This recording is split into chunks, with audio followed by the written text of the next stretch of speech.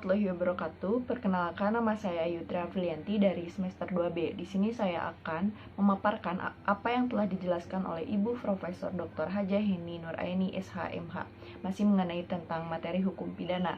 Nah, di sini saya akan melanjutkan mengenai ajaran melawan hukum. Nah, ajaran melawan hukum ini termasuk ke dalam unsur objektif.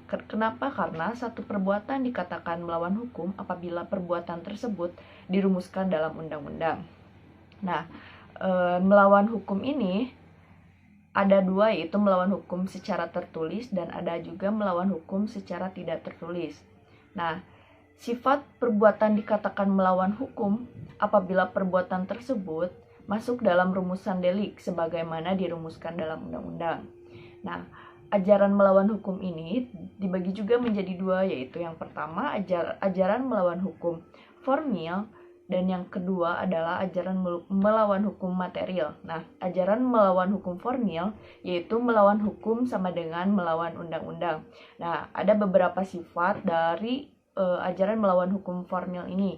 Yang pertama, perbuatan itu bersifat melawan hukum apabila dirumuskan sebagai tindak pidana dalam undang-undang dan diberikan sanksi.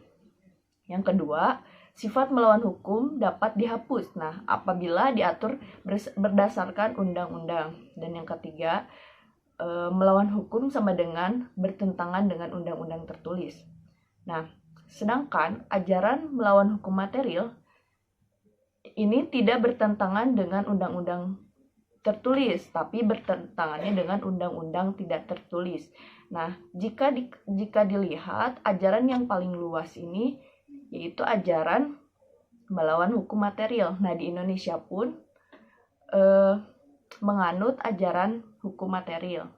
Nah, ajaran hukum tidak tertulis itu maksudnya yaitu hukum adat.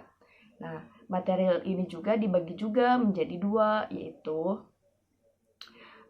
material yang berfungsi negatif dan material yang berfungsi positif.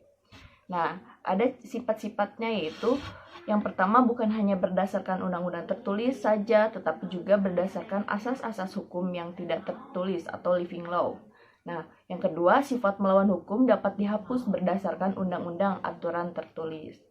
Nah, tadi sudah saya jelaskan bahwa di Indonesia juga menganut aturan material, yaitu adanya hukum adat.